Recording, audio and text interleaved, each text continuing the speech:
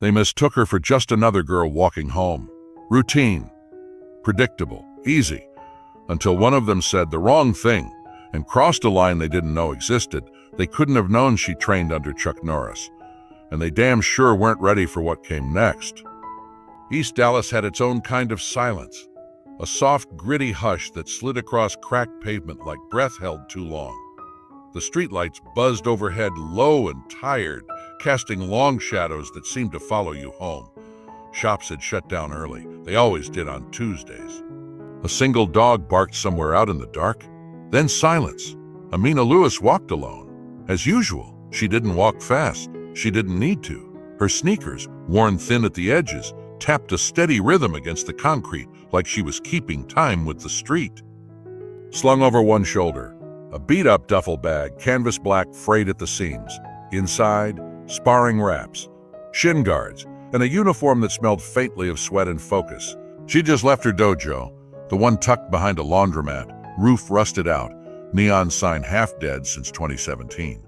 No glossy mirrors, no trophies, no press, but it had Chuck Norris, and that made it sacred. Amina wasn't just another student. She was the student. The one everyone watched out the corner of their eye. The one Chuck would quietly nod toward when a technique needed demonstrating. Didn't brag. Didn't have to. Her power didn't need volume. It needed precision. But even the sharpest blades dull if they're left to sit too long. As she crossed Abrams and Junius, she passed under the sick yellow spill of a corner market light. A cardboard sign in the window. Cash only after 8 p.m. A kid zipped past her on a BMX, headphones blasting a beat she couldn't name. They nodded at each other, a silent exchange between two people who understood the rules of walking the night. She took the same route every time, left at the church, past the Vietnamese bakery with the pink neon and mooncakes a sign. 3 nights a week, same time, same pace. No fear, no paranoia, just awareness. Chuck had told her once, late at night sweeping mats. Don't walk like you're watching your back. Walk like you already know who's behind you. That lived in her spine now. And then the shift. Too quiet, too intentional. Her shoulder blades tightened, not from fear, but from calculation. Her right foot landed harder, grounding herself. Then a voice, sliding through the air like oil over gravel. Lazy, too calm to be harmless. What's a pretty thing like you doing out here all alone? She didn't turn. Didn't have to. The next step cracked just slightly louder than the voice. Another voice, casual with a cruel undertone. Think she's got pepper spray in that bag, or one of those cute pink tasers? Laughter followed. Low, confident. Because they wore badges, the sound came first. A metallic click from behind, the cruiser's passenger door unlocking. Not loudly, just enough for her to know the rules were changing. You see that dress? One voice said, just above a whisper, a tight in all the right places. A chuckle followed. Too tight for someone walking out here alone. Then came the sound that made her shoulder blades tighten. Not fear, not surprise, just focus. A door opened. Footsteps. Heavy, young, confident. She saw his shadow stretch beside hers. Tall, too close he wasn't behind her. Not in front. In front. He was walking with her now, like they'd known each other forever. Evening, he said, voice soaked in false politeness. I didn't mean to spook you. You're just hard to ignore. She didn't look at him. Didn't answer. Eyes forward. Expression unshaken. He leaned closer. You local? Got family around? School, maybe? Your boyfriend okay with you wearing a dress like that? She didn't flinch, didn't blink. But she felt it. The grin in his voice. The twisted curiosity. The moment before the moment, when someone decides to stop pretending it's a joke and tries to prove they have power. Then it happened. Quick, casual, violent in its intimacy. His hand flicked the hem of her dress upward, just enough to reveal skin. Just enough to steal ownership, if only for a second. Behind her, the cruiser honked. Twice, a cheer. Laughter snapped through the night like a bone breaking in silence. But Amina didn't freeze from fear. She froze with intent, still as a wave pulling back from shore, just before it crashes down. She stopped walking. No drama, just stillness sharpened into precision. A streetlight above flickered. The breeze tugged at the edge of her hoodie. Her hand slid onto her bag strap. Not tighter, just ready. He didn't see the shift. Still laughing, still oblivious, but the air around her changed. It remembered who she was. The laughter faded slower than it should have, dragged across the pavement like leaking oil. Warm, slick, but ready to catch fire. She stood silent, breathing even, not a tremble in her stance. The officer, young, cocky, wasn't watching closely. Not really. Behind him, the second cop sat idle in the cruiser, one hand lazily draped over the wheel, tapping a beat. No urgency, no awareness. They thought they had control. They didn't realize the storm was already in motion. Amina turned, not fast, but flawlessly. Like muscle memory born from 1,000 drills, her eyes met his. Calm, unyielding. "Relax," he said, his voice cracking slightly. It was a joke. She stepped forward, just half a step. Measured. "You think that's funny?" Her voice, low, precise. He blinked. "You were just messing," I repeated. Her hand moved, a blur of discipline. She seized his wrist, twisted up and out, classic joint lock. His body dropped forward, gasping, one hand flailing for balance. She didn't yell, didn't posture. She just moved like a current slipping into the crack of a dam. Her foot swept behind his heel. He dropped, knees slapping concrete. She guided him down like placing something delicate on a shelf. Only it wasn't delicate. It was power, being reclaimed. "Hey!" The cruiser door burst open. The second cop, bigger, faster, charged, a shaved head and fists fueled by speed, not skill. He swung wide. She ducked low. Her elbow found his ribs, just under the vest, right where Chuck used to call the breath switch. "It doesn't knock them out," it said. "It just reminds them they're still human." The man crumpled, wheezing, dropped to one knee. She didn't strike again. Didn't need to. 2 men down, not broken, just silenced. She turned. The third cop never left the car, still in the driver's seat, hand hovering near his holster. Not drawn, just hovering. Amina met his eyes, held the gaze. Nut. Her chest rose once, calm, firm, finished. He didn't move, didn't speak, just sat there, a man realizing too late. He had no idea what kind of force he'd just witnessed. She adjusted her strap, turned, walked, each step deliberate, not requesting space, claiming no shouts, just the wind. And the sound of a story that would change form before sunrise. Not a headline, not an official report, just 38 seconds of grainy dashcam footage, uploaded by an anonymous account. A young black woman in black, twisting a cop's wrist and planting him to the pavement. No context, no sound, just evidence that not every predator picks the right prey. There were no faces in the video, just sudden, jarring violence. No context. No voices, only bodies moving in sharp bursts, hands twisting, knees hitting pavement, a figure in black shifting with precision. 38 seconds long, and it felt like a verdict. The caption was brief and loaded. "Female suspect assaults officers during routine stop. Thin blue line." By the time the sun split the skyline in half, the video had already bled through local forums and Facebook watch groups. Neighborhood pages with flag emojis and profile pics filtered it into their feeds. The story wasn't about what happened. It was about how dare she. Amina didn't know any of this because she didn't wake up in her bed. She woke up on a steel bench in a holding cell. Her hoodie was gone. So was her phone. A paper band around her wrist read, "Lewis, Amina, temp hold." Her breath was steady, posture centered, legs crossed, spine straight, like she wasn't waiting to be processed, but meditating. Waiting, not for a verdict, but for a system to decide what name she'd carry now. Suspect, assailant, threat. One officer passed her cell without a glance. Another stared just a little too long, eyes scanning as if trying to match her stillness to the chaos they'd been told about. From behind the walls, she caught fragments of whispered sentences, half-closed doors, never completely hiding the conversation.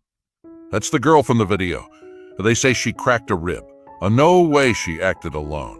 Outside, a report was being written. Dry, clinical, designed to bruise without leaving fingerprints. A suspect resisted questioning, escalated, contact. Use of force deployed by suspect before appropriate response could be applied. No mention of the dress, no mention of laughter, and not a word about why they stopped her in the first place. Because there was no reason. But reasons don't matter once a narrative has been framed, hung, and locked behind official glass. Chuck Norris read that report with the kind of stillness that felt like a loaded weapon. He stood in his kitchen, glasses slipping down his nose, the smell of coffee untouched in the air. His hands were calm. His breath didn't shift. But his eyes, something darkened in them, like a curtain drawn just a little tighter. He opened the video file, not the public one, his, pulled from the wide-angle security camera mounted above the dojo's front door. No edits, no gaps, no excuses. He watched as the cruiser slid into frame, the laughter, the body language, the hand flicking the dress. He paused, rewound, watched it again. Then he let it play out. The restraint in Amina's posture, the way she waited, not to explode, but to calculate, to decide she hadn't broken them. She'd spared them, and they would never understand what that mercy had cost her. Chuck closed the file, leaned back, didn't speak. Outside, a delivery truck hissed into reverse, the gravel crunching beneath its tires. Somewhere overhead, a bird screamed into the empty alley. Everything sounded normal, but nothing was. Back at the precinct, the shift had already begun. The whisper network moved faster than guilt. Officers lingered in break rooms with phones clutched too tightly. Some walked faster, like they could outrun the parts of the story they were suddenly too close to. You saw the footage, right? She didn't even throw a punch. Something's off. Sergeant Ray's 21 years on the force, more spine than most captains, dropped by internal affairs that afternoon. She spoke casually, almost like it was a passing thought. You might want to check Unit 12C's body cam backup. I heard there's a gap. By sundown, Amina's name was officially logged. Charge, assault of a peace officer. Bail, pending review. Outside the jail, a crowd had gathered. Not angry, not armed, just curious. Phones were raised. Some people pointed. No signs, no chance. Just the attention of a world trying to decide whether she was a villain or a glitch in the system. At 8:47 p.m., a legal support group reposted the footage with a single caption. A context matters, always. At 9:12, Chuck finally picked up his phone. The number he'd dialed hadn't been used in years. Jaden, he said, I've got something you need to see. And just like that, quietly, efficiently, the pendulum began to swing back. Amina didn't know any of this. She sat alone on that cold bench, hands on her knees, eyes closed, not waiting for someone to rescue her, just breathing, slow, still. The kind of stillness that doesn't hide fear. It hides readiness. She wasn't looking for justice. She was waiting for truth to arrive. And it was already on its way. Across the city, the dojo sat still. The blinds were drawn halfway, cutting sunlight into slivers that stretched across the hardwood floor. The mats hadn't been swept. The air tasted like sweat and dust and something sharper underneath. Purpose. Chuck stood alone in the center of the room, remote in hand. The monitor ahead of him frozen on a frame, Amina back turned, dress flicked, arm beginning to rise. He hit play. No pause, no commentary. 10 minutes. Clean audio, unedited footage. He'd watched it 4 times already, letting it wash over him, over and over, like waves smoothing stone. He'd seen this before. Different uniforms, different flags. Same rot. It's the sloppiness. He stepped closer, clicked through frame by frame. The voices were clear, the movements clean. Her actions weren't rage. They were correction. She hadn't attacked. She had rebalanced. He saved the file to an encrypted drive, made 2 copies, one on USB, one uploaded to a secure cloud under an alias he hadn't used since his military days. The file name was simple, Dallas 12C Uncut. He didn't rush. Chuck never rushed. The front door creaked. Jaden stepped in, journalist badge still hanging around his neck, even though the paper he worked for had gone fully digital 2 years ago. You said it was urgent? He asked. Chuck didn't look up. He just handed over the drive. Wordless. Jaden took it, confused. What's on this? Chuck finally spoke. Truth. A beat. And right now. That's enough. It has to be true. No breaking news alerts, just a long, heavy exhale of a system that had been punched square in the truth. Inside the precinct, the mood had changed. Not in the ways most people would see. There were no confessions, no grand apologies. Just the sudden quiet of men and women who'd seen the lie peeled back like skin from a wound. They avoided eye contact. Some deleted messages. Others started whispering names in meetings they used to breeze through. The chief, an old man who'd worn his badge longer than some rookies had been alive, watched the video at 6:42 a.m., with the door locked and blinds drawn. He didn't flinch. He didn't rewind. He just sat through it, one hand clenched so tight around a pen that it snapped halfway through. Plastic bits scattered across his desk. "This doesn't go away," he muttered to no one. She didn't just push back, she documented it.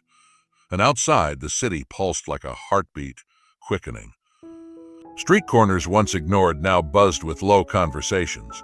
Flyers began to appear. White paper, black print, just a still frame from the video and a single phrase. We saw it too.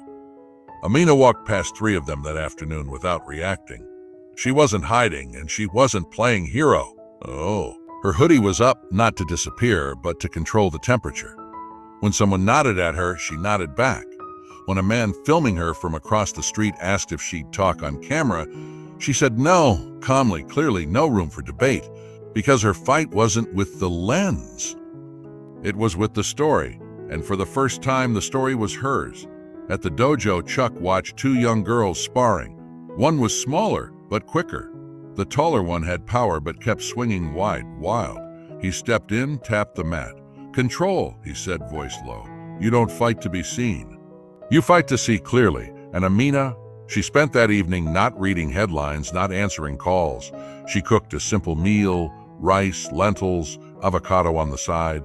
She played jazz on low volume, wiped her counters twice, and wrote 3 sentences in a notebook she hadn't touched since college.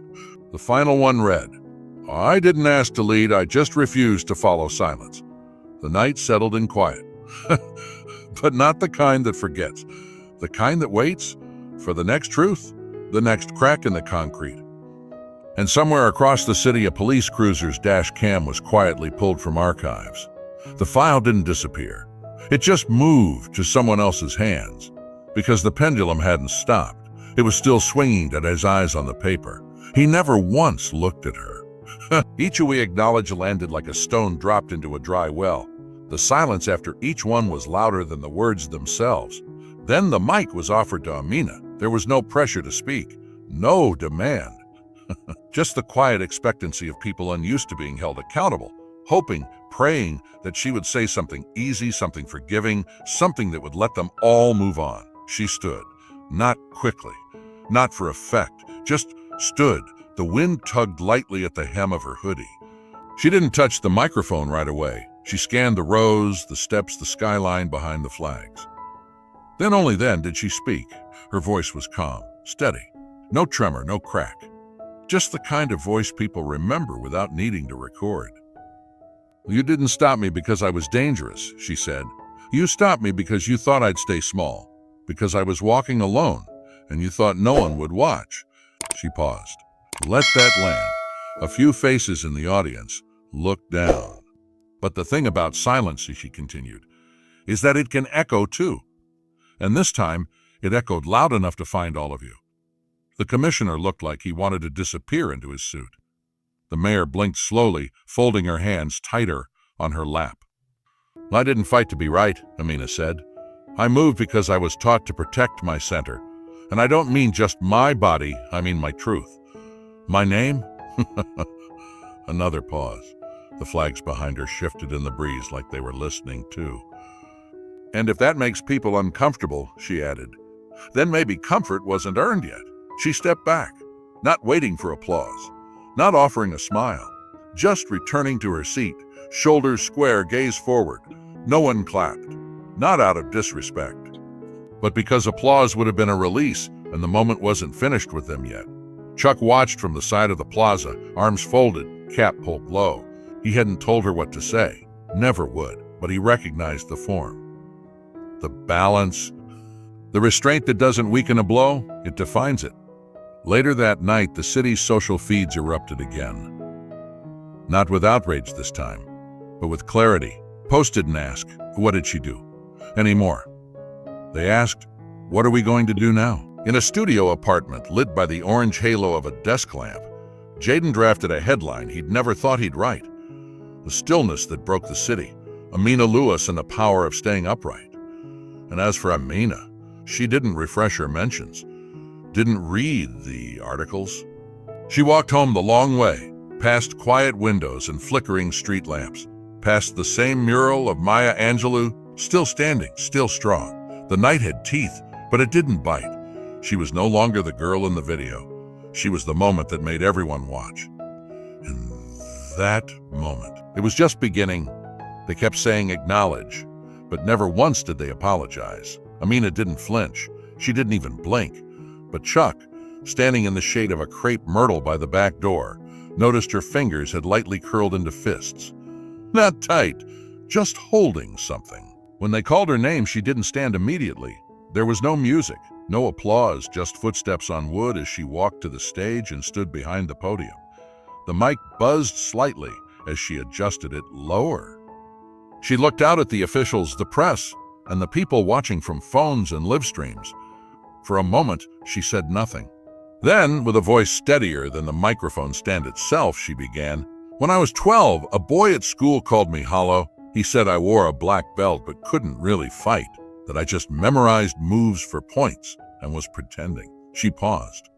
Toozed. The same week, I cried on the floor of my bedroom, not because I believed him, but because I didn't know how to prove he was wrong. Another pause. The air hung still. Now I'm 20, and some people still think I'm pretending that what I did wasn't real, that it wasn't earned. She glanced down at her hands. But I didn't post that video to prove anything. She continued, looking up again. I posted it so the next girl walking home at night knows what power looks like, when it stays calm, when it breathes, when it remembers who she is. There was no cheering, just a heavy silence. I don't need the city's apology, she said, but I want the city to remember, because if you forget, it'll happen again. She stepped down, walking past the commissioner without a glance, past the mayor, past the officers lined up in polite regret. And somewhere beyond the cameras, Chuck smiled, not proud, but confirmed. She had spoken, not to punish, but to restore. For the first time in a long time, the city had to listen. The sidewalk hadn't changed, still cracked in places, still sloped toward the gutter, the same crooked street lamp flickering overhead, humming faintly in the morning haze. Amina's shoes landed on the same spots they always had, like muscle memory embedded in concrete. She walked the same route she had the night everything started. Same hoodie, same stride. But everything felt different now, not on the outside, but inside. At the corner of Ridge and Maple, she slowed. This was the place, the moment, the flick of her dress, the laughter, the silence that followed. She stood there now alone. No cameras, no eyes, just a breeze moving gently past her shoulders, as if it too remembered. The city had installed a new street camera on the utility pole. They called it a safety measure, but safety had never been the problem. She looked up at it, not with resentment, but with clarity. Then she moved on. A few blocks later, she passed a mural of Maya Angelou, retouched after last year's defacement, brighter now, bolder. Someone had added a new quote underneath in clean stenciled letters. I come as one, but I stand as 10,000. Amina paused just briefly, then smiled soft and small before continuing. At the community center, the front desk clerk looked up and smiled wide. Hey, Amina, she said. You've got a full class today. Amina nodded, not needing to ask why. Inside the dojo, the students were already stretching, some new faces she didn't recognize. Young girls, a few boys, and a mother in the corner watching closely, arms folded, eyes protective. Chuck stood near the back wall, adjusting a worn target pad on the bracket. He didn't say anything when she entered, just gave her a look. Not one of surprise, but one of acknowledgement, a look that said, I knew you'd be back. Amina stepped to the front of the class. She didn't bow immediately. She looked at them all and said, We're not here to learn how to fight. The room went quiet. Later, as the sun dipped lower behind the brick buildings outside, Amina sat on the dojo steps, sipping water from a metal bottle. The girl who had once bowed to her from across the room came and sat beside her. Miss Amina, the girl whispered, is it true you flipped 2 cops? Amina turned, met her eyes, then smiled again. This time a little wider, a little more human. I didn't flip them, she said. They fell. The girl giggled, then nodded solemnly, as if she'd just heard something ancient and secret. They sat in silence for a while. Just before the girl left, she looked back and said, "When I grow up, I want to walk like you." Amina didn't respond. She just watched her go, small steps, quiet feet, steady breath. Then she turned back toward the street. Same cracks, same sidewalk, but this time her shadow stretched a little longer in a white box. And the city, it would never forget how it had been made to look again. They tried to strip her dignity, but she walked away with more than she ever lost and made the whole world look